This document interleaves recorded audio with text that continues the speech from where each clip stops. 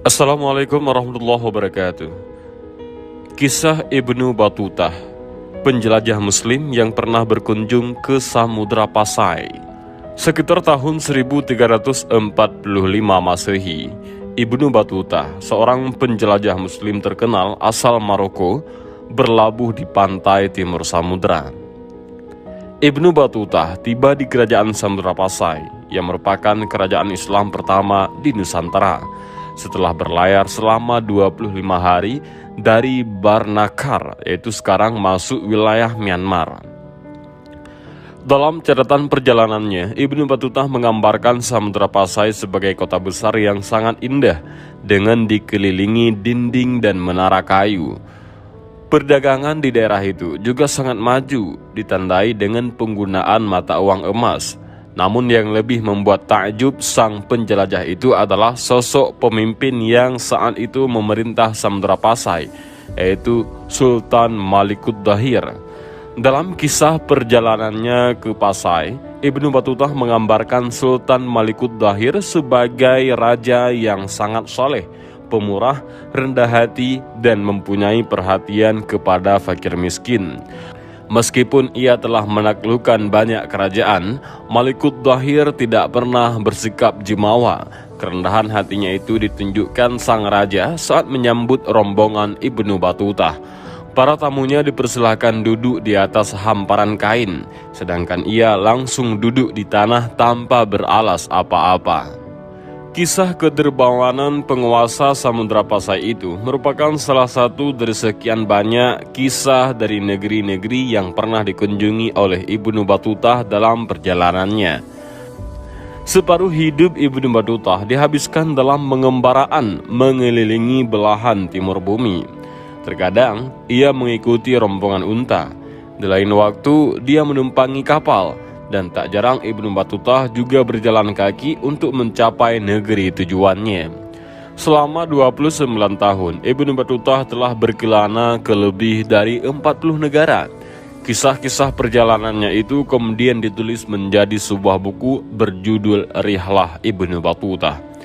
Bagi banyak sejarawan, Rihlah menjadi salah satu sumber pengetahuan untuk mengetahui seperti apa kehidupan abad ke-14. Ibnu Batutah lahir di Tangier, Maroko, dari keluarga yang terpandang dan berpendidikan. Pada tahun 1325 Masehi, ketika berusia 21 tahun, dia meninggalkan kampung halamannya menuju Mekkah untuk menunaikan ibadah haji, selain juga untuk mempelajari Islam lebih dalam lagi. Aku memulai perjalanan itu sendirian, tanpa ada rekan musafir yang menemani perjalanan, atau karavan pedagang tempat aku bisa menemukan keceriaan, kata Ibnu Batutah yang menggambarkan kisah awal mula perjalanannya dalam Rihlah. Namun, dalam diriku bersemayam gejolak dan hasrat luar biasa yang mendorongku untuk terus berjalan menuju tanah suci, tulis dia. Pada awal perjalanan, Ibnu Batutah mengendarai keledainya sendirian. Namun ketika sampai di daerah Afrika Utara, dia bertemu dengan rombongan lain yang juga akan menunaikan ibadah haji. Dalam perjalanan menuju Mekah, dia menyempatkan diri singgah sejenak di Mesir untuk mempelajari hukum Islam dan untuk menjelajahi kota Alexandria serta Kairo yang dia sebut sebagai indah dan megah. Ibnu Batutah kemudian meneruskan perjalanan ke Mekah dan menunaikan ibadah haji. Perjalanannya bisa saja terhenti di situ. Namun seusai menunaikan haji, Ibnu Batutah justru memutuskan untuk menjelajahi negeri-negeri muslim yang lain.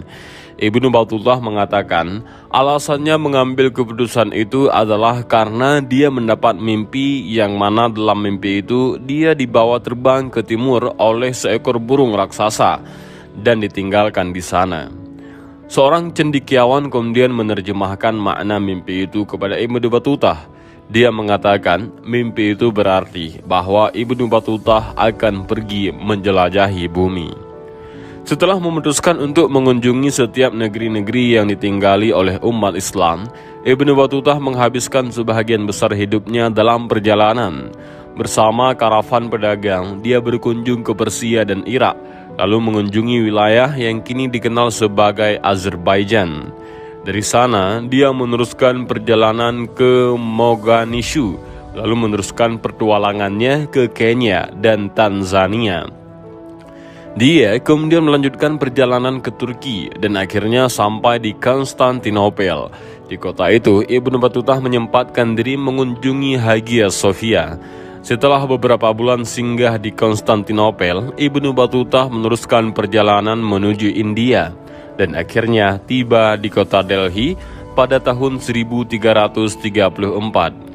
Dari sana, Ibnu Battuta mendapat pekerjaan sebagai hakim di bawah kepemimpinan Sultan Muhammad Tughlaq. Lalu, pada tahun 1341, Sultan mengirimnya ke Cina sebagai utusan. Bersemangat akan tugas itu, Ibnu Battuta segera berangkat bersama karavan yang dipenuhi hadiah untuk negeri tujuan. Meski demikian, perjalanan menuju Cina rupanya tidaklah mudah. Ibnu Battuta dan rombongan dihadang serangkaian kesulitan dalam perjalanan tersebut. Sempat terdampar di Maladewa cukup lama akibat badai. Ibnu Battuta kemudian meneruskan perjalanan. Dia singgah sejenak di Sri Lanka, kemudian menumpang kapal dagang melalui kawasan Asia Tenggara. Pada tahun 1345, setelah 4 tahun meninggalkan India, Ibnu Battuta akhirnya menginjakkan kaki di daratan Cina, tepatnya di pelabuhan Quanzhou. Setelah menjelajahi Cina, Ibnu Battuta akhirnya memutuskan untuk kembali ke kampung halamannya di Maroko. Pada tahun 1349, dia tiba di tempat kelahirannya di Tangier. Pada saat itu, kedua orang tuanya telah meninggal dunia, sehingga Ibnu Battuta hanya tinggal sejenak di kampung halamannya sebelum memulai perjalanan ke Spanyol. Dari Spanyol, dia kemudian melanjutkan perjalanan ke Timbuktu yang berada di wilayah Kekaisaran Mali di Gurun Sahara. Sepanjang perjalanannya itu, Ibnu Battuta tidak pernah menulis cerita atau pengalaman yang dia alami. Namun ketika pulang ke Maroko pada tahun 1354, Sultan negeri itu memerintahkannya untuk mengumpulkan kisah perjalanannya. Selama setahun berikutnya, Ibnu Battuta menghabiskan waktu mendiktekan perjalanannya kepada seorang penulis yang bernama Ibnu Juzayy. Hasilnya adalah sebuah catatan sejarah lisan yang diberi judul "Sebuah Hadiah bagi Mereka yang Merenungkan Keajaiban Kota dan Keindahan Berpergian", yang lebih dikenal sebagai Rihlah, yang berarti perjalanan. Setelah Rihlah selesai ditulis, Ibnu Battuta menghilang dari catatan sejarah. Dia diyakini bekerja sebagai hakim di Maroko dan meninggal sekitar tahun 1368. Tetapi hanya sedikit yang mengetahui tentang akhir hayatnya. Tampaknya setelah menghabiskan seumur hidup di jalanan, sang pengembara hebat itu akhirnya puas tinggal di suatu tempat. Dan inilah sedikit kisah yang bisa kami sampaikan tentang Ibnu Battuta, penjelajah muslim yang sangat terkenal. Mudah-mudahan dari kisah ini bermanfaat. Allahu a'lam bishawab. Assalamualaikum warahmatullahi wabarakatuh.